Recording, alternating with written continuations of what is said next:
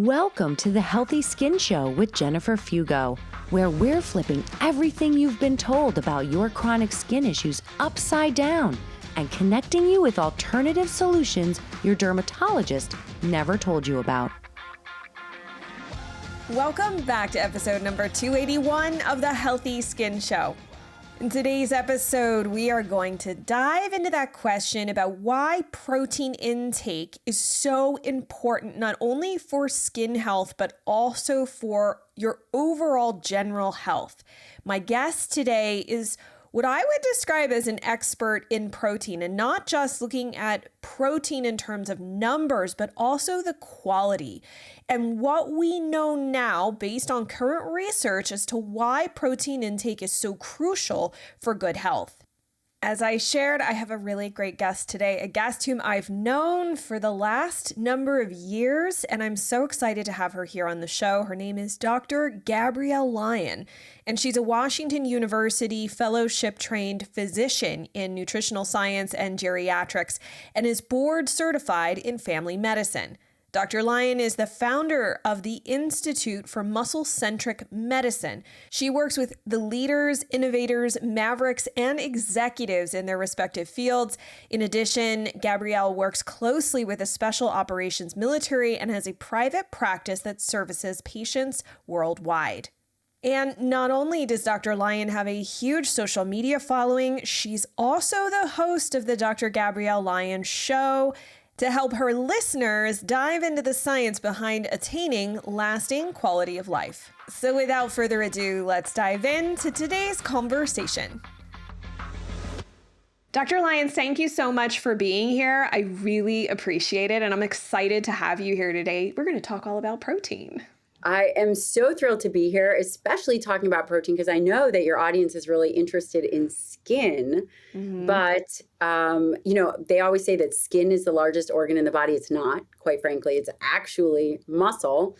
And the way you support muscle also has a potentially direct effect on how your skin looks. Yeah. And I think one of the important pieces that I want people to walk away from today is that this conversation is not so black and white, because it is portrayed as black and white on social media about, should we consume more protein? Is it bad for you? Are certain sources more toxic or inflammatory than others? And I want people to have I love having nuanced conversations like this. So can you kick us off with the information that you think is most important in terms of, is protein really that big of a deal in terms of overall health? And obviously, if you want to touch on how it could possibly be helpful for skin issues, that's great too.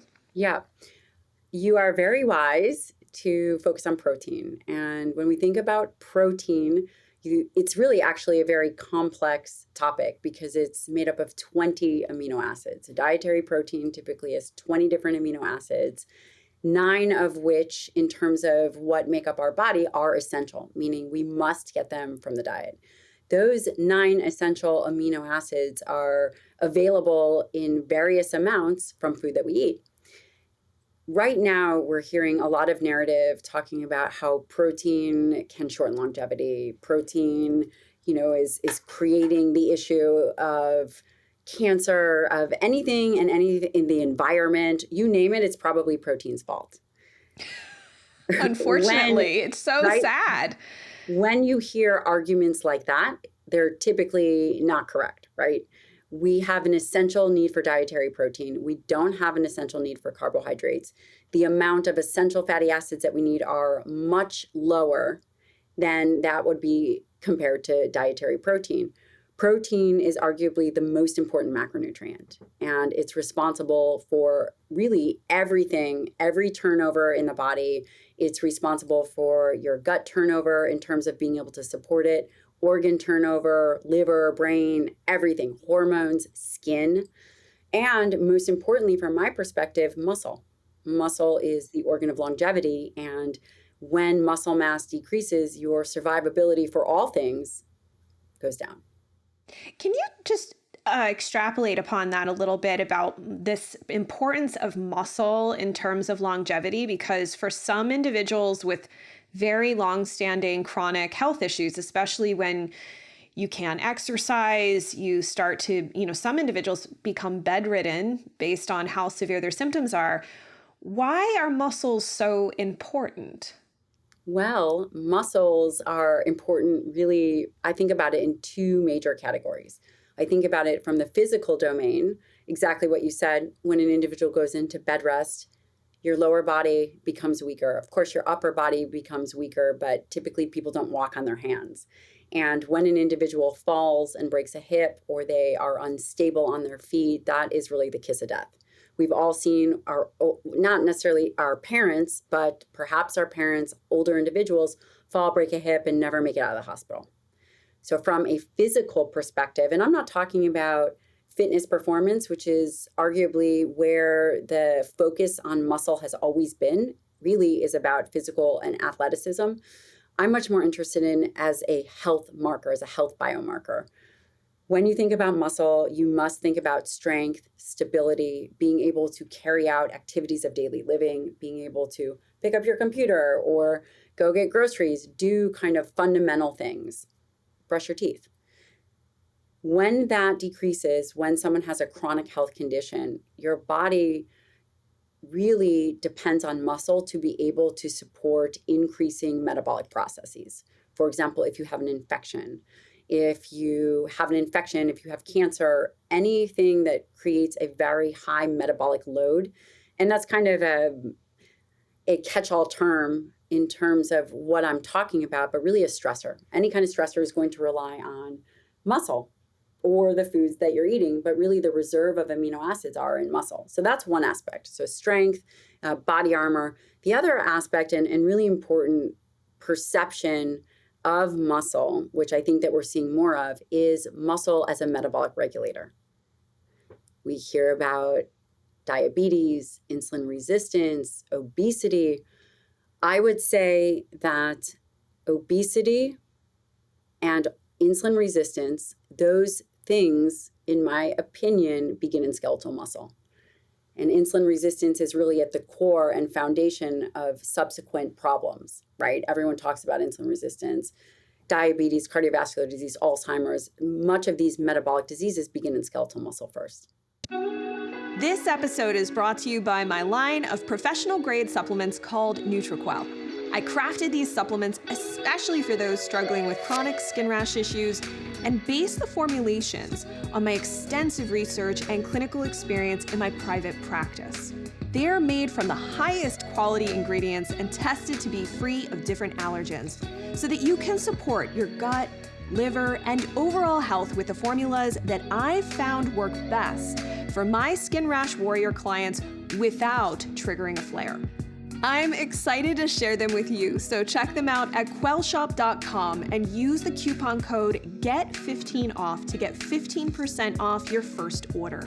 I'll put a link in the description below. And now let's jump back to the video. And you also mentioned something that I definitely want to kind of question about is you said that the muscles had these amino acid reserves to them, but I worry sometimes that in saying that someone may take that as, well, oh, great, then I have reserves. I can tap into them. It doesn't matter if like I go low protein all week and maybe I have just like, a higher protein meal once in a while. Is it okay to tap into your muscles for those? It's not ideal. It would be considered more of a stress situation. It's not ideal. The body actually goes through constant protein turnover. Your gut is always undergoing turnover, your liver, your heart. There's organs that are constantly, your muscle, it's always going through turnover, getting rid of old cells, making new cells. You don't want to tap into reserve. For protein turnover, your body goes through about 250 grams, depending on your size, of protein turnover a day. It's a lot of protein turnover. The idea of purposely restricting dietary protein, I think, is a huge mistake to do for a long period of time. Because when you think about longevity, health, and aging, we must relate it to muscle mass. We have to relate it to muscle mass and strength, even metabolic health. When I really sit down and I am working on articulating a new model of obesity. I was working with a very good friend of mine yesterday. In fact, she's a PhD that went to Princeton And we're working on a new model of obesity that's really related to skeletal muscle as the core, as opposed to there's the calories in, calories out model, and then there's the carbohydrate insulin model. The reality is I think both are valuable and both lacking. We are working to create a new model of obesity. And the reason I say that is because it originates in skeletal muscle. And you cannot have healthy skeletal muscle without dietary protein. If our end goal is to live a healthy life, is it to live longer? I would say, I'm a trained geriatrician, and which means I have been at the bedside of many individuals at the end of life, including working at a nursing home. And, part of my fellowship and responsibility was to run a brain clinic, right? That's just what the fellows do. And I will say that it's not about lifespan per se. And the end of life, those last 10 years, 5 to 10 years, you want to have a full cognitive capacity and full physical capacity. Yeah, I agree with that. My dad, who is an ophthalmologist, most people who go to the ophthalmologist are elderly individuals. And that was the majority of his patients, 65 and up. And they would tell me repeatedly that the golden years is one of the biggest lies, that it is a horrible state of being constantly sick, in and out of the hospital, on a ton of medications, feeling awful. And basically your life becomes, what TV show are you watching? You don't want to miss your shows. And it was very staggering for me to hear that, because and over again from people who didn't know one another. And that's something that, while someone right now who's maybe not in the best of health, or who is, and you're just interested in this kind of topic, might not realize the importance of skeletal muscle and protein as much, because the quality of life it drastically drops off as people age, unfortunately, in the United States, which is a reality that we need. And I guess, for someone who is dealing with pretty damaged skin. So, there's people who listen to the show who have psoriasis head to toe. There are people who have eczema and really, really almost full body damage to their skin, extremely compromised skin barrier. The research has shown in someone who's, say, like a burn victim, and obviously it's not exactly apples to apples, but someone who has a really compromised skin situation does generally require a higher protein need.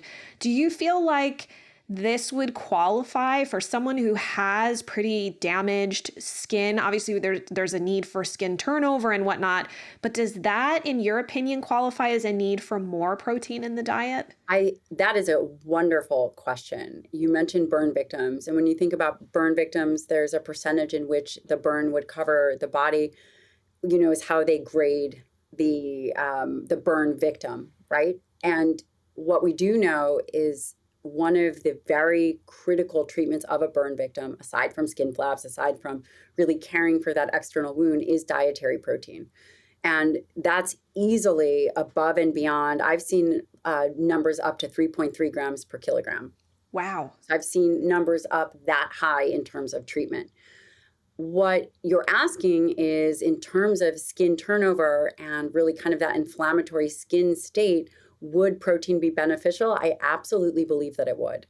And if we were to think about what those numbers would be, obviously I haven't seen any clinical research regarding what specifically for a full body eczema or psoriasis patient would need, but easily above, I would argue, at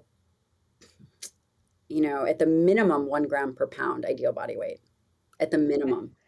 And I think then the question is, and I think you're the best person to answer this, does it matter where the protein comes from?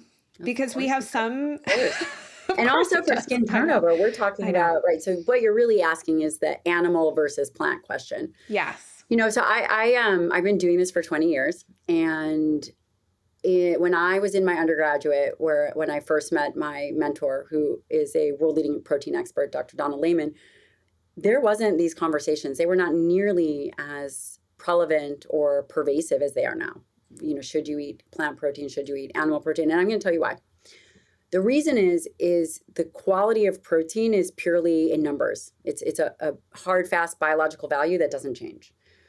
I said in the beginning of this interview that there are 20 amino acids, roughly 20 amino acids for humans that make up humans that we need, that we eat.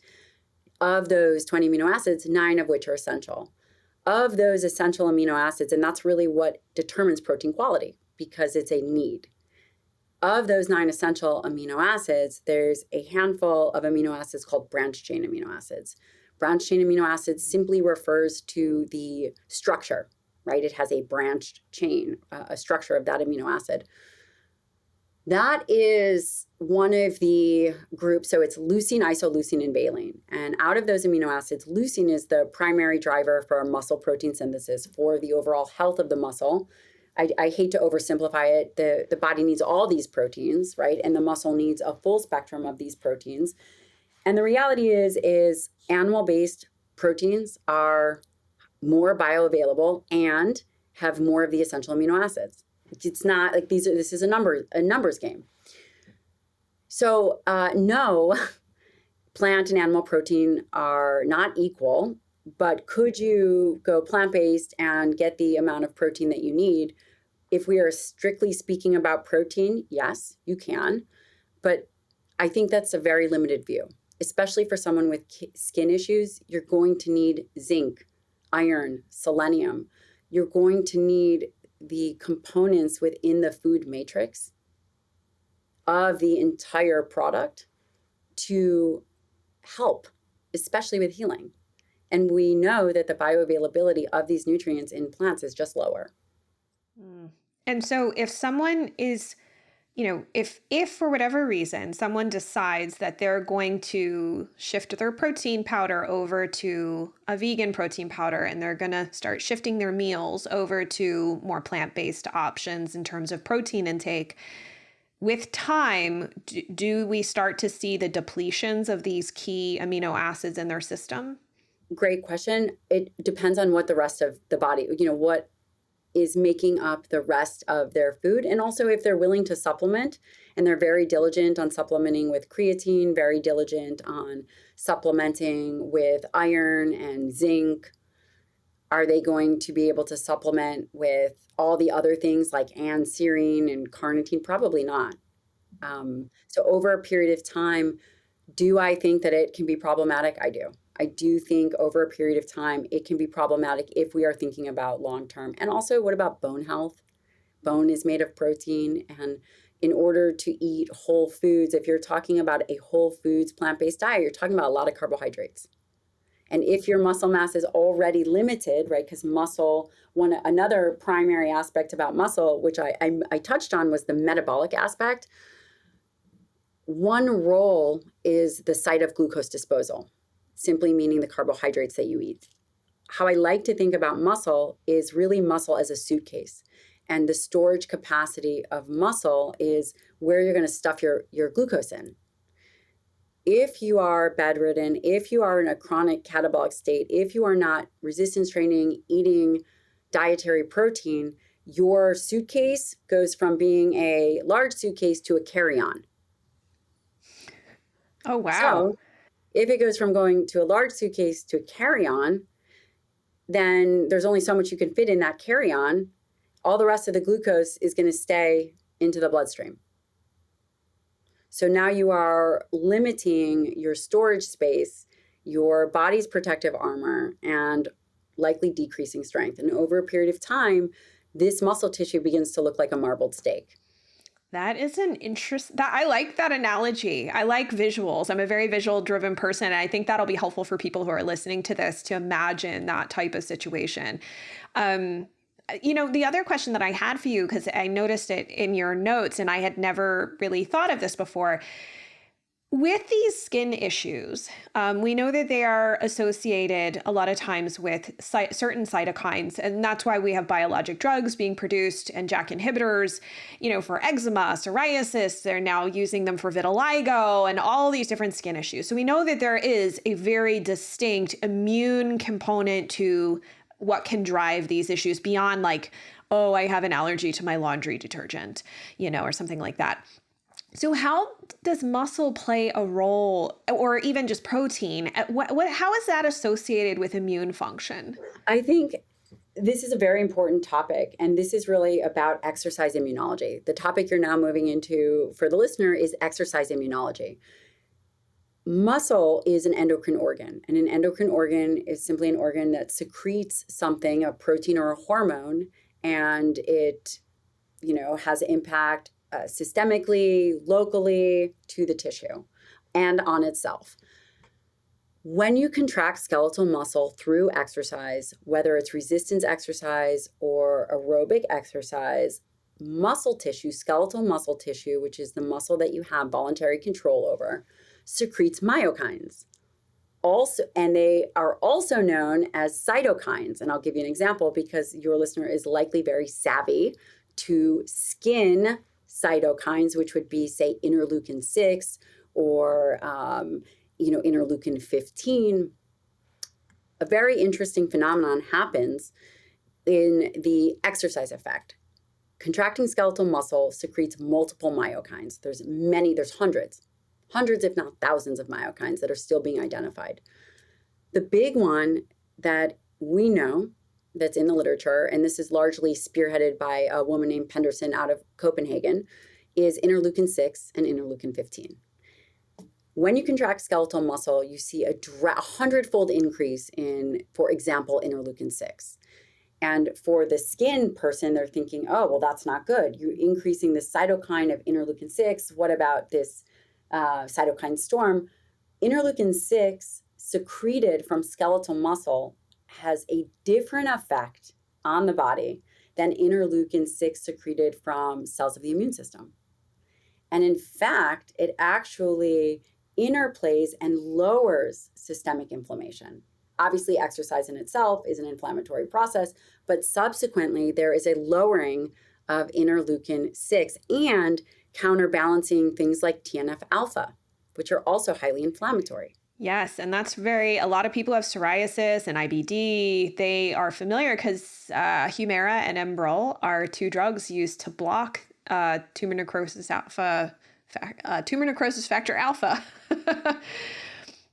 This is one way. Again, while we're not talking directly to skin, we are talking about, likely if there's an inflammatory process, it's not just skin related. It is systemic. And certainly with skin issues, especially at the magnitude of which you are speaking about, are likely systemic. Number one, arguably, there's no downside to exercise. It's going to improve nearly every function and every domain of life. End of story. Also, every illness. What else can you say that the fitter you are, the more likely you are going to do better in any capacity in medicine? Nearly 100% of the time. I can't even think of a time where you wouldn't. That's really important to understand. Individuals who are suffering from these inflammatory states, I think that it's worthwhile to increase physical activity for exactly this reason. And I certainly don't want to overstate it saying, okay, so now if you train, you're going to reduce your inflammation. However, there is good data for, say, rheumatoid arthritis, that these kinds of processes through exercise may work as well as medication. So the question then becomes, could that possibly impact skin? Well, we also have psoriatic arthritis can be associated with the joint inflammation, and there's connections obviously to psoriasis and Hashimoto's thyroiditis, and a lot of these autoimmune conditions on that side of things tend to be linked. And when you get diagnosed with one, you have a propensity to kind of add more on, unfortunately. And so So if someone was to consider increasing, they've heard me I feel bad using this word, but harp on this about increase your protein, you need more protein. And they're worried about it being inflammatory. Do you agree? Because that's another word. That's another one of these inflammatory words that's thrown around to make people afraid to increase protein, or that they're going to harm their kidneys if they increase protein too much. What would be the final thought that you'd like to leave people around this? Is it inflammatory? Is it going to damage their kidneys? Because I think obviously you've made a good case for why protein is important. I want to really take a step back, and people must understand that there's a totality of evidence. It's not one person's opinion over another person's opinion or one scientist over another scientist. We have to look at the totality of evidence in human-based trials. Okay, not rodents, not mechanistic data, but truly, what does the evidence support over decades of work? What we do know, again, not my opinion, is that higher protein diets for nearly everything, and we would have to define higher protein diets. You know, you're talking about diets above the RDA, so the RDA is 0.8 grams per kilogram. Evidence supports that diets 1.2 grams per kilogram a day, okay, so more than the RDA, will always have better outcomes than the RDA.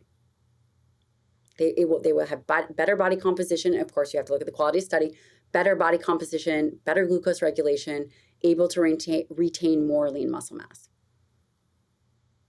So the totality of evidence is there. In addition, there's been multiple meta-analyses about kidney function and dietary protein. In fact, if an individual has healthy kidney function, it does nothing but increase its filtration rate, improve its function.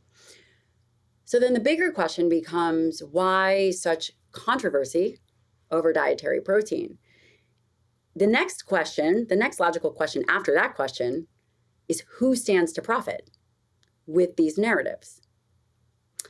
And I don't have that answer. I only can make suggestions on who I think stands to profit and what are the real motives behind these things. And I believe that dietary protein, animal-based dietary protein sources are the most important inclusion that we can have in our diet. I also believe when you hear longevity experts talk about further reducing protein, we have to ask ourselves, how does that make logical sense? And where's the clinical outcomes and where is the human trial, not mechanistic, not epidemiology, but really human trials? What does that look like? So, you know, if we are talking about optimizing muscle mass in midlife, I think that dietary protein is key. Animal-based products are a privilege. In other countries, they aren't having these conversations. They think we are crazy that we are so privileged and we are choosing to eat a lower quality diet, right? That's not to say I have any ethical issue whether someone wants to eat animals or plants. This is purely what I believe to be a science-based, logical conversation. This is not based on emotion or religious belief or any of those things. The other part about that is, we have to understand that, for example, climate change. Climate change is not driven largely by agriculture. It's a smokescreen for fossil fuels. It's a smokescreen for big industries. It's a smokescreen for potentially, processed food companies that are using large buildings to produce this stuff. So I think we have to be really careful on being very clear about the health outcomes that we're looking for. Yeah. And I would agree with that. One thing that I have learned is a lot about regenerative farming over the past couple of years, which I definitely am hoping to have someone come on and talk more about that, because whenever a client is like, well, I'm really concerned about animal welfare and the quality of animal products and are they loaded with antibiotics and all this stuff, I'm like, you need to understand that there is another farming system out there that deserves our attention, that is actually getting this right. And if you're worried about helping the planet, this is actually in balance with the planet. So there are other answers out there. I think when we get caught in that black and white narrative, if it's this side or that side, we lose sense of the nuance. This is a much bigger, more complicated conversation than who's right. Yeah, and we have to feed a planet, right? This is not about, the conversations that we're having, the longevity experts, the conversations that we're having, it's a luxury conversation. We have to figure out, how do we feed an entire planet? How do we do it well? How do we do it without completely destroying ourselves, right? And it's not just about it's so complex. It's not just about the food. It's about the transportation. It's about all this other stuff. And, we have to understand that our actions have significant impacts to our own health. For example, if you are going to remove animal-based products, what are you going to fill it with? Probably carbohydrates or fat. Okay. Then how are you going to actually get those amino acids? How are you going to protect yourself in the future, 10 to 20 years later, when you've now decided to not eat dietary protein in your prime muscle building years? What are you going to do? How do these decisions that one is making early with good intention, what are the unintended consequences of this? We have to be really, really thoughtful about, is the conversation that we're having really the conversation that needs to be discussed? Which, thank you so much for allowing me a platform to be able to talk and speak about this. I think it's critical. These conversations are critical. They are. And I appreciate you making the time to be here. This has been months in the making, and I hope that we can have you back sometime, because I know that you have various projects and things coming out. That I have a book. I'm going to share it publicly for the first time ever right now. The working title is, and this title might change, so you guys have to look me up if you're interested, is Forever Strong. Awesome. Forever Strong. And it really is about the revolutionary science of muscle and nutrition for longevity and extraordinary health at any age.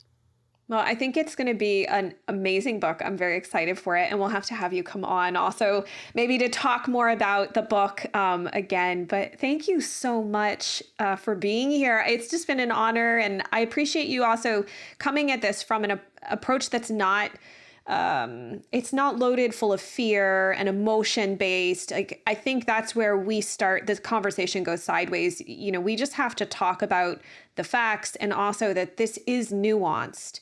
And I want to help people make a better decision that's right for them. Totally, that's not, we're all well-meaning. We're all well-intentioned. We want to do what's best for the animals and the planet and all of this stuff. But you're right. We have to ask the question, who benefits from this? Who stands to benefit? Who stands to benefit? Right. And ultimately, we have to worry about our health, our longevity, because it is more than just skin. It is a whole body. This is about whole body health at the end of the day. And nothing exists in isolation, right? It just doesn't exist in isolation. Skin health doesn't exist in isolation from muscle health, doesn't exist. It's all, we are a complex homeostatic mechanism. We are the human weapon, right? And how do you optimize for that? And what are the truths and the things that need to be addressed? And what are core fundamental perspectives that are valuable? For me, it is muscle as the organ of longevity, truly muscle. And besides, your skin's going to look better. It's going to be tighter the more muscle you have, arguably. And then the other aspect is nutrition, and understanding that I believe we were designed, there's multiple different ways an individual can eat, but there are some core fundamental principles that I believe that we were designed to have. Well, thank you so much for being here. I really appreciate it. And I have a podcast myself, the Dr. Gabrielle Lyon Show. That's true. And we're going to link up to all of your information in the show notes, because I want to make sure that not only people can find you, but they can check out your podcast. And I love that you have guests on your podcast that are talking about not just the topics like this that you love to talk about, but you're also, I love that there's also a lot of mindset to that as well, that I don't think, it's not like the woo-woo. This is like very practical things that you can implement. Navy SEAL guests. Yes. My guests that are talking about mindset are world-class warriors. Yes. We're not talking about crystals. There's nothing wrong with crystals, but these are warriors, and we can learn a few things from them. Absolutely. So we'll make sure to link up so everyone can find you. They can find the link to your book coming out and pre-order, and we'll have you back sometime. I appreciate you so much. Thank you. Because there's so much controversy around protein intake and protein quality and where you get your protein from, conversations like this are much needed. And I'm so grateful for my guest, Dr. Lyon, for being here today. It constantly fascinates me how we tend to want everything to be so black and white. And it's one of my goals this year on the Healthy Skin Show to share that deepening sense of gray, that it depends, that it's not always as clear cut as many influencers and maybe even experts make it out to be. And while, yes, that may complicate your decision-making process, I also hope that it will provide you the perspective to make the best decision that's most informed for you.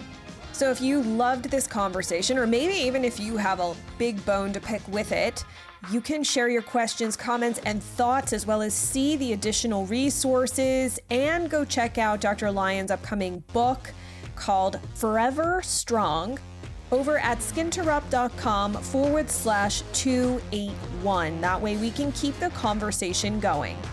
And then take a moment to share this episode with someone you know who would love to hear this information, or share it in a Facebook group to help pass this along for others to learn from. Then take a moment to rate and review the Healthy Skin Show if you haven't done so yet, and then hit that subscribe button. That way you never miss a weekly dose of science-backed information just like this, various research, inspirational stories, and alternative strategies to help you on your journey to rebuild healthy skin.